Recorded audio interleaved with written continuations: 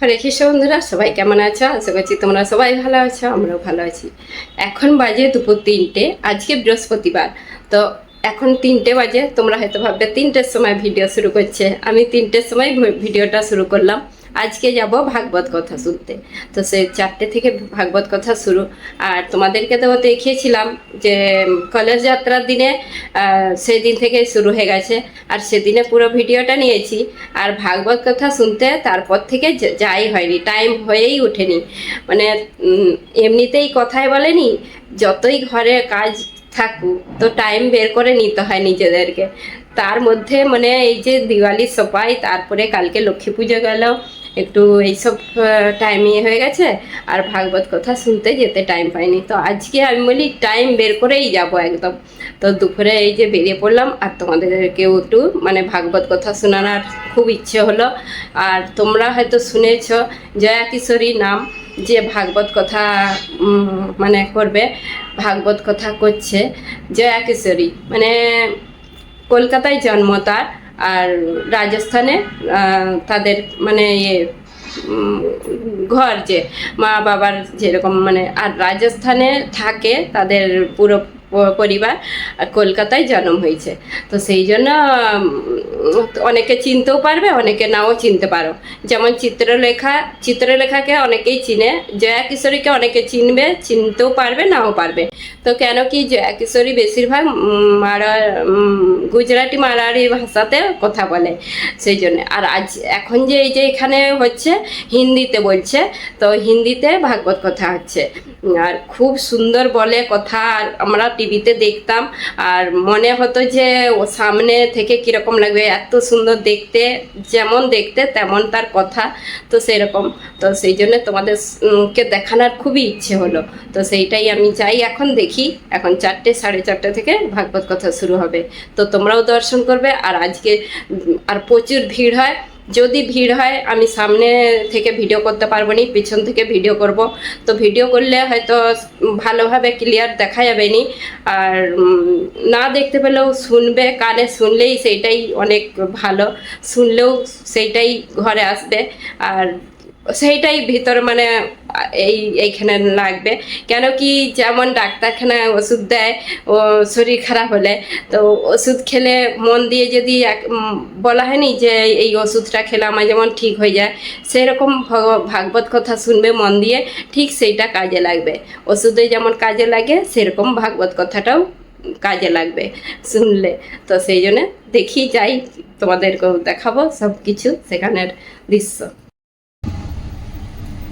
তো এই যে রিক্সা করে যাচ্ছি, সামনেই হচ্ছে, কিন্তু রিক্সায় বসে যাচ্ছি। একটু রোদ বেরিয়েছে আর গরম, প্রচুর গরম, সেই জন্য একটু রিক্সা করে নিলাম।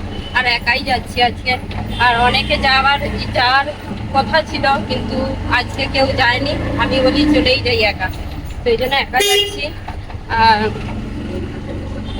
দেখি সেখানে কিরকম ভিড়টা হয়। এখনো 4টে বাজতে টাইম আছে। এই যে এখানে হচ্ছে ভাগবত কথা, আর লোকজন আসতে শুরু করে দিয়েছে।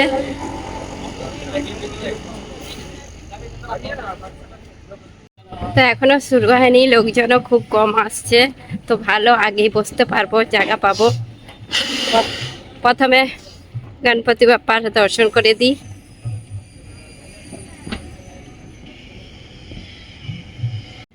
তো এই যে এখানে ভাগবত কথা হচ্ছে।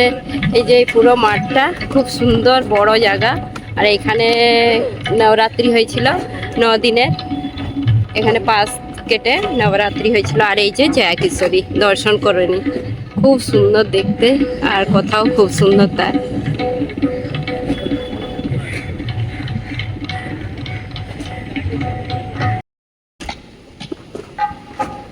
এখনো লোকজন আসেনি।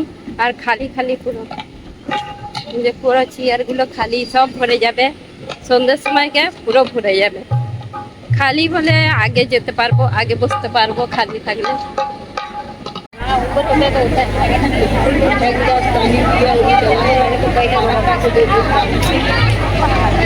लगता है कि ड्राइवर रहता है तो गैस इतना लगा था, लगते रखते गिरफ्त में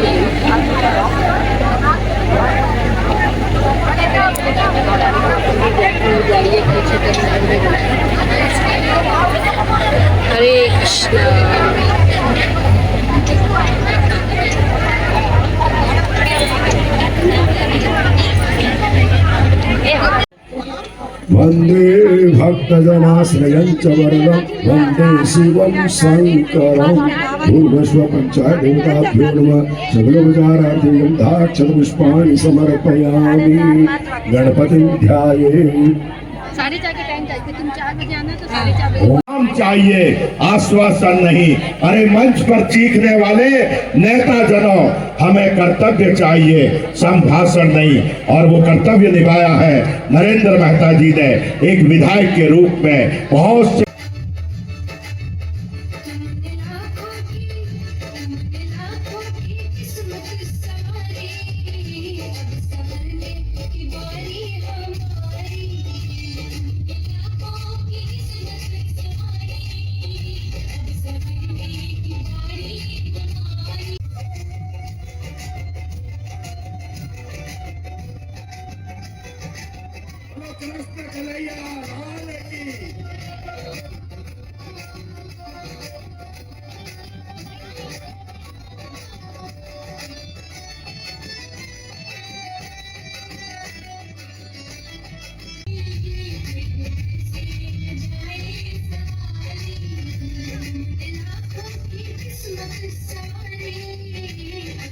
पावन पुनीत पापों को मिटाने वाला, हरि दर्श कराने वाला।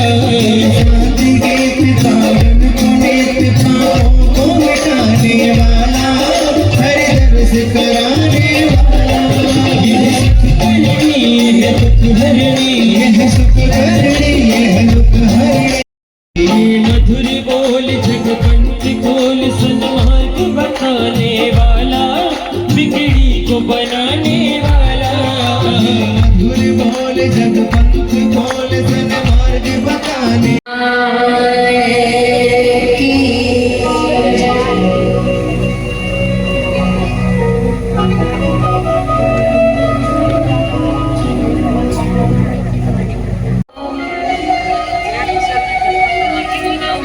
वंदिवाणी विनायको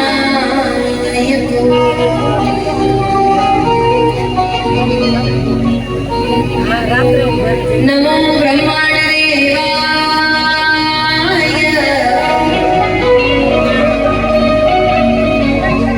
गो ब्रह्मण्ड हिताय च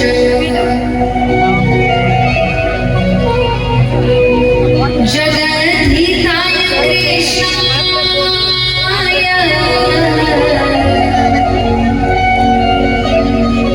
गोविंदाय नमो नमः। तेरे शबरी के जैसे तुम वीर शबरी के जैसे अच्युतम केशवम कृष्ण दामोदरम। ऐसे ही मारने की कोशिश करते हैं कि वो बच्ची आकाश मार्ग पर चले। वो कन्या कहे मूर्ख कंस, अरे तेरा काल तो कब का गोकुल पहुंच गया, अब अपने दिन गिनने शुरू कर दे।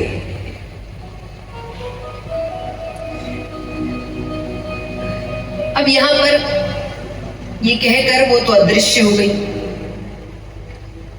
कंस सब सोच रहे हैं कि पहुंच गया तो कब पहुंच गया, किसके घर पहुंच गया। यहाँ नंद बाबा के घर तो बहुत उत्सव मनाया गया। अब उत्सव मनाया ही गया है कि उसके, देखिए उत्सव तो सब मनाते हैं। आज आपके हमारे घर में भी कोई खुशखबरी आई कि आप उत्सव मनाएंगे, हाँ कि ना। सब अपने अपने सामर्थ्य अनुसार मनाते हैं, कोई बहुत बड़ा उत्सव, कोई छोटा, लेकिन मनाते सब है। तो फिर हम में और नंद बाबा में फर्क ही क्या रह गया। फर्क ये रह गया कि नंद बाबा ने उत्सव के साथ साथ बहुत दान किया। उन्होंने 2 लाख गाय दान में दी। कितनी? उस समय तो दूध दही माखन का ही काम चलता था, जिसके पास जितनी ज्यादा गैया उतना धनवान। तो उन्होंने 2 लाख गाय दान दी। जिसको वस्त्र चाहिए था वस्त्र दिया, अन्न चाहिए था अन्न दिया, धन चाहिए था धन दिया, सबको प्रसन्न किया। यानी उन्होंने अपने घर की खुशखबरी सबके घर की खुशखबरी बना दी। देखिए, पहले धनवान व्यक्ति यही करते थे। आज आनंद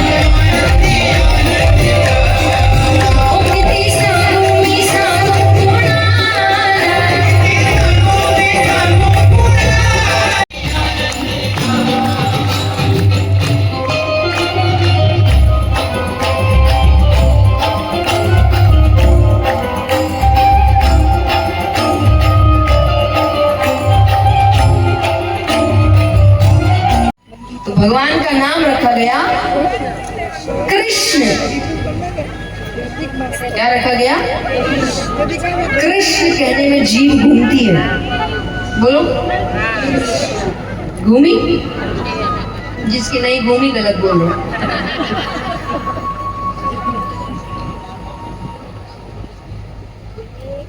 तो सच्चाई है, उच्चारण अगर आप सही करेंगे तो जीभ घूमती है। तो भगवान का नाम रखा गया कृष्ण। और दूसरा कारण था, कृष्ण का अर्थ होता है, कृष्ण का अर्थ होता है जो सबको आकर्षित करने।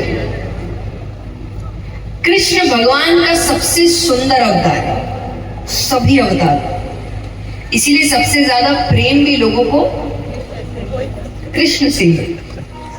अगर सभी अवतारों में कहते हैं ना कि आपका सबसे फेवरेट अवतार कौन सा है, अधिकतर लोग जवाब देते हैं कृष्ण अवतार, क्योंकि वो अवतार ही ऐसा है और नाम भी इसीलिए कृष्ण है कि उसने सबको आकर्षित कर दिया, सबसे सुंदर।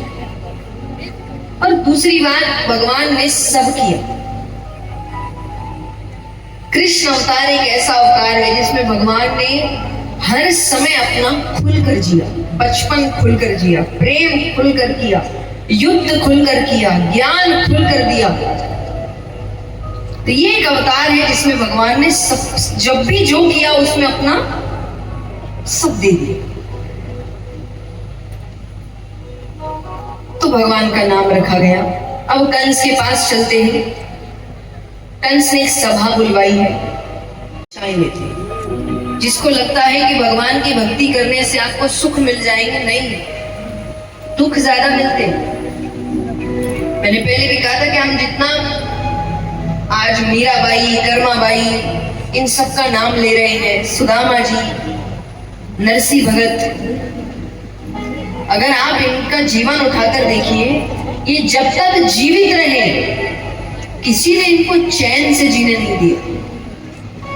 मीराबाई कुल को खत्म करने वाली, कलंक लगाने वाली, किस किस नाम से नहीं पुकारा। आज बड़े भजन गा रहे हैं, उस वक्त तो जीना आराम कर दिया था सबका। तो हम ऐसे, वैसा नहीं है कि भगवान की भक्ति करने से हमारा जीवन एकदम सुखमय हो जाता है। बहुत दुख आते हैं। पहला दुख तो परिवार ही है। आज आप किसी भी घर में कोई युवा बच्चा है और थोड़ी ज्यादा भक्ति करने लग जाए ना, बाहर वालों को चिंता बाद में होती है, घर वालों की चिंता ज्यादा बढ़ जाती है, इसकी शादी कराओ, वैरागी ना हो जाए, वो ज्यादा चिंता में पड़ जाते हैं। हमारे पास कई माँ बाप आते कहते बहुत ज्यादा ही भक्ति करने लग गया है। अच्छी बात है, अब क्या बोलूं, मत कर। उनको ज्यादा डर लगने लगता है, तो बाहर वाले तो आपको परेशान बाद में करते, घर वाले पहले परेशान करते। तो अच्छाई में भी भगवान जल्दी से अपनाते, बहुत परीक्षाएं लेते। और एक बात याद रखना, जब आपके जीवन में कठिन परिस्थितियां चल रही है ना, समझ जाना वो परीक्षा ले रहा है, अभी हार नहीं मानना। और अधिकतर लोग इसी वक्त साथ छोड़ते हैं भगवान।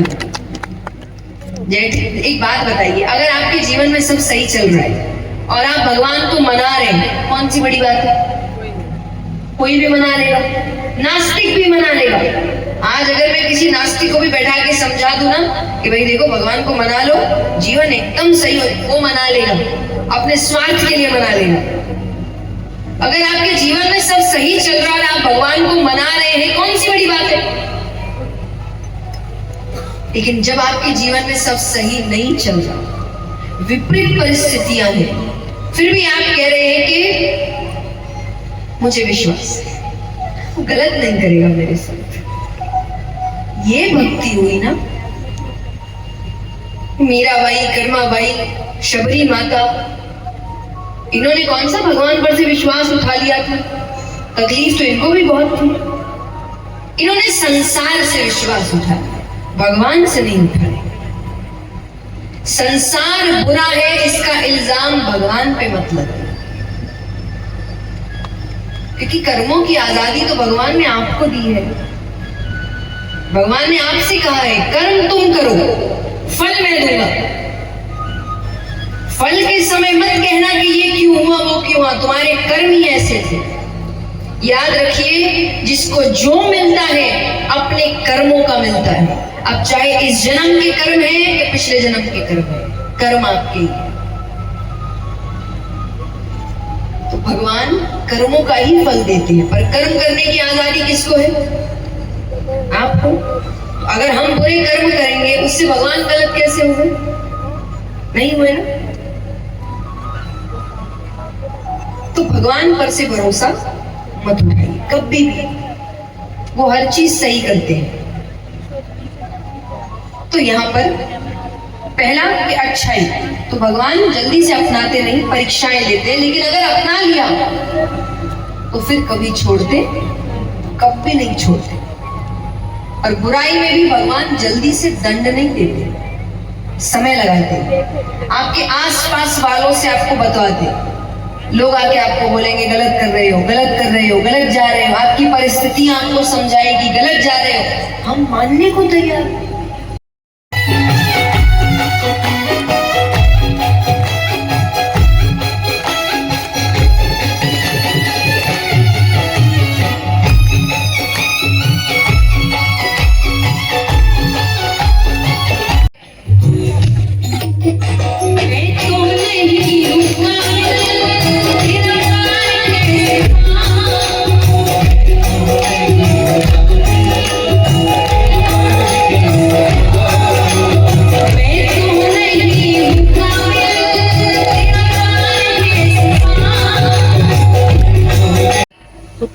खुद को नहीं देखा।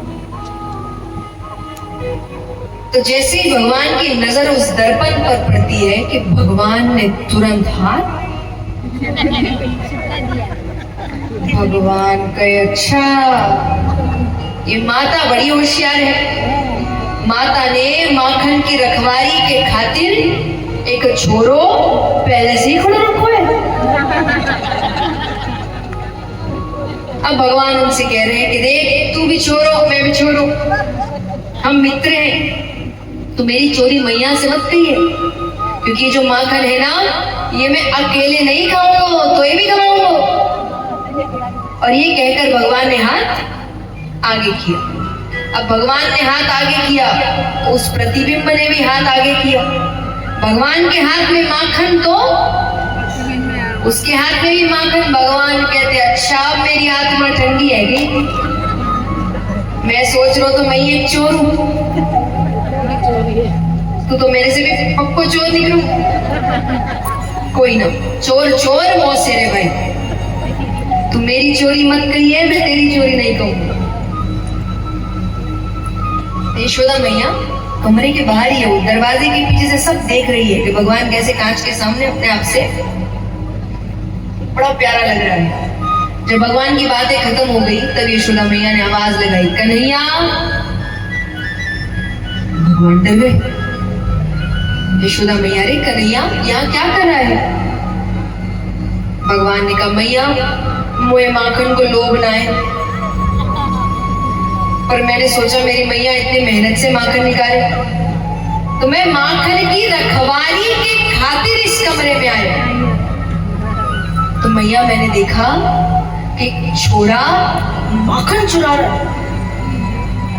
भगवान को लगा कहां भरोसेमंद है ये, पहली बार तो मिले, कहीं इसने मेरी चोरी कह दी तो भगवान को लग रहा है ये मुझे फंसाए, इससे पहले मैं ही फंसा। तो गए माखन चुरा रहे थे।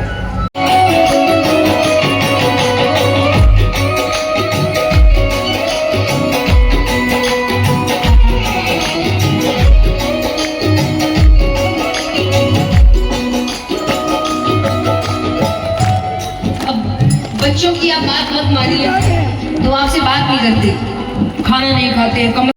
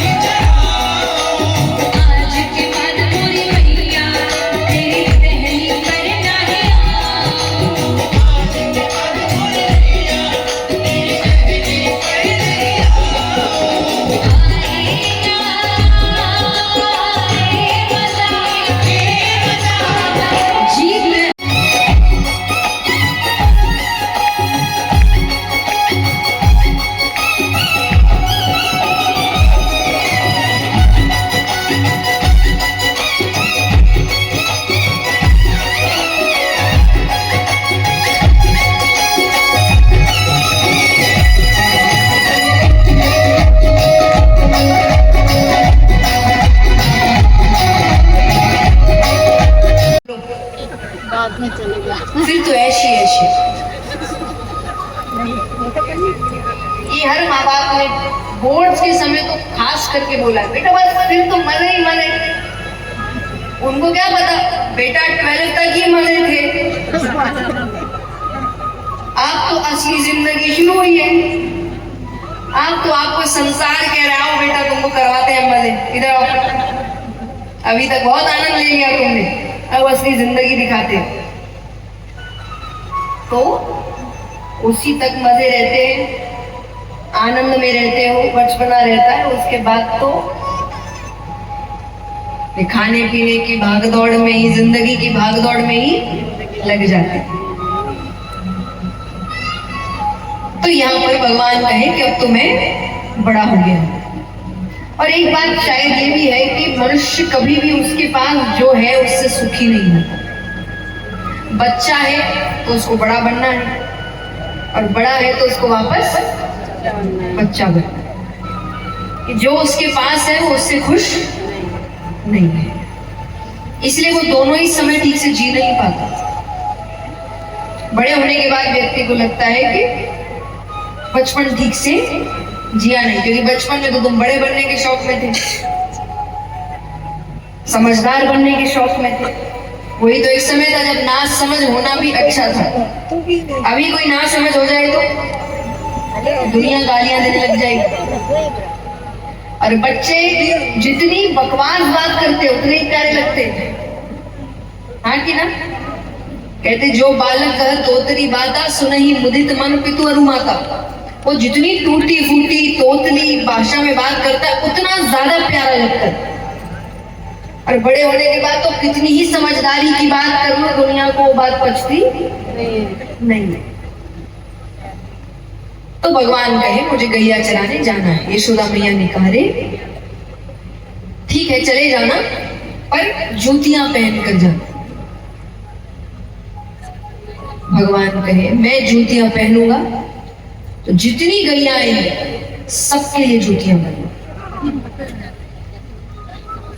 संभव है? वो भी उस घर में जो दान में 2 लाख गाय दे रहे हैं, खुद के पास कितनी होगी?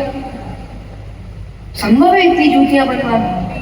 अब यशोदा मैया ने कहने में कह दिया, कह रही परशु भी कभी जूतियां पहने। परशु कहते हैं भगवान रोने लगे। परशु नहीं कहना, वो सिर्फ परशु नहीं है, माता का स्थान लिया गया है। पर भगवान कहे मैं उनकी रक्षा नहीं करूंगा, मेरा तो नाम ही है गोपाल, गैयाओं को पालने वाला। मैं नहीं रक्षा करूंगा तो किसी और से क्या करूं? यशोदा मैया ने कहा अच्छा ठीक है रो और तू भी बिना जूतियों पे चल।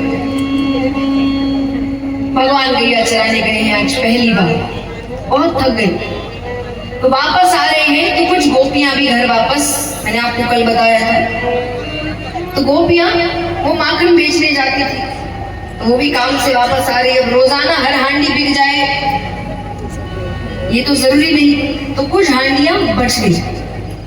तो भगवान को लग रही है पहला दिन है ना, इतनी मेहनत की तो आदत है नहीं उनको, कहाँ तो घर पे रहते, हर समय यशोदा मैया कुछ ना कुछ खिलाती रहती है। तो भगवान ने कहा रे गोपी 1-2 हांडी हम दे जा। अच्छा भगवान का रंग सांवला था तो गोपियां बहुत चिढ़ाती थी उनको। गोपियां कहती थी कि तू इनका बेटा है नहीं, क्योंकि यशोदा मैया गोरी थी, नंद बाबा गोरे थे, बलदाऊ भैया भी गोरे थे। तो वो कहते कि ये तीनों परिवार है, तेरे को उठा के लेके आएंगे। जो सच था उनको ज्यादा चुभती थी ये बात, तो उन्होंने कह दिया कि 1-2 हांडी हम दे जा। गोपी कहे कि तुझे क्यों, क्या रिश्ता है हमारा? भगवान करे मैं नंदराय को छोड़ा हूं। बोले हमें तो नहीं लगता, तुझे तो उठा के लेके आए। तो भगवान को क्रोध आ गया, तो भगवान ने नीचे से कुछ पत्थर उठाए और वो हांडियां सर के ऊपर रखी थी। भगवान ने सारी हांडियां फोड़ दी, सब माखन उनके ऊपर गिर गया। गोपियां कहे आज यशोदा के पास जाए, ऐसे ही बड़ा कहती ना मेरा बेटा चोर नहीं है। अब हम प्रभावती ताई आई थी तो कह रही थी कि बस कन्हैया तुम्हारे यहाँ चोरी करता है, मेरे यहाँ तो आता नहीं, কথা तुम হচ্ছে लोगों ने छूट नहीं रखी है, सर पे আর আধ ঘন্টা আরে হবে, তার আগে আমি চলে যাচ্ছি। অনেক 7টা বেজে 7:30 বেজে গেছে এখন সন্ধ্যা, প্রচুর ভিড় হয়েছে। भगवान ने कहा काम करना कल दोपहर में प्रभावती ताई के घर के তো पीछे সব লোক চলে যাচ্ছে আস্তে আস্তে। আমরা ভাগবত কথা শুনে চলে এলাম, 4টে থেকে গিয়েছিলাম আর ঘরকে এলাম এখন বাজে 8টা, 7:30টায় ওখান থেকে বেরিয়েছি, ঘরকে আসতে 8টা বেজে গেছে।